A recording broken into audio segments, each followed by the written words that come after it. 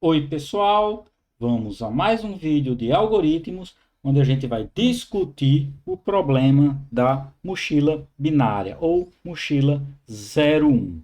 Então a gente vai discutir o problema em si, detalhar como é que funciona o problema, fazer uma breve análise de desempenho e uma implementação básica.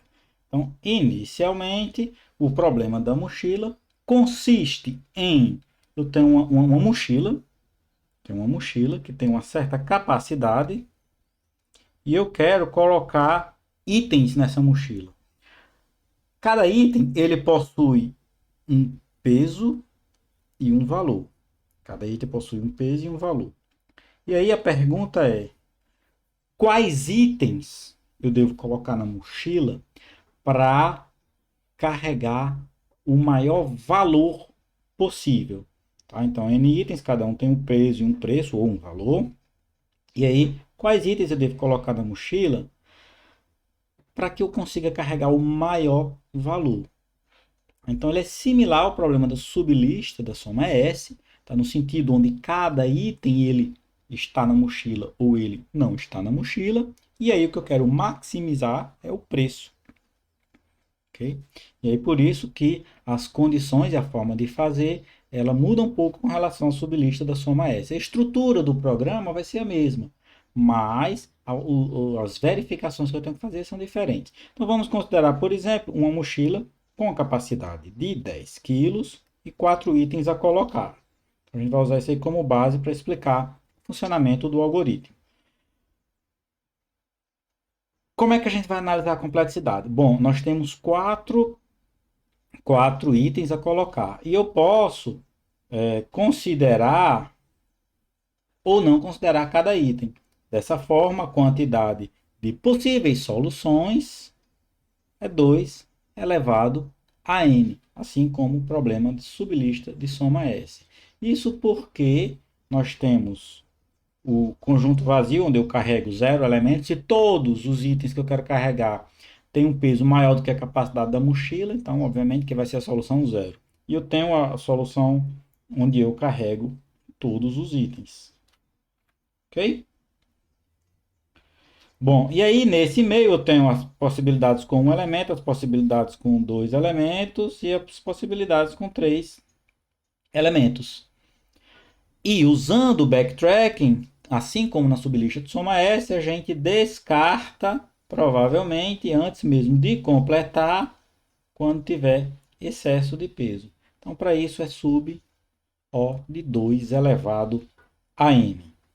Ok? Então, mesmo princípio, com algumas peculiaridades com relação à implementação. E a implementação da mochila binária é para saber justamente qual é o valor máximo. Então, eu vou mostrar para vocês a implementação que determina o valor máximo. Posso perguntar qual é o peso que eu carrego com o valor máximo. Ou eu posso perguntar quais são os itens que eu carrego. Então, obviamente que essas perguntas vão ficar como exercício. Então, o que é que a gente vai ter aqui? Eu tenho a minha função principal, main, onde eu tenho um array de itens. E um item, ele é uma estrutura que possui um peso e um valor. Ok? Então, tem um array de itens. Bom, tem a parte de leitura de dados aqui. Eu leio qual é o valor, quantidade de elementos que eu tenho e qual é a capacidade máxima da mochila. E para cada elemento eu leio o peso e o valor. Ok?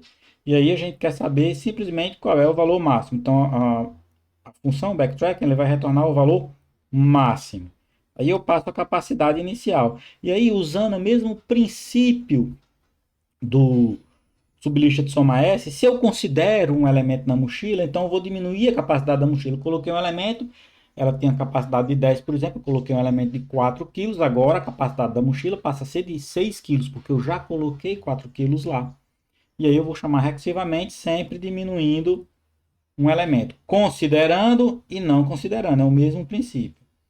E o retorno aqui é que é um pouco diferente, porque o retorno aqui, ele vai retornar o valor do elemento que eu coloquei mais o valor. Então, a função backtrack retorna o valor do elemento da chamada recursiva.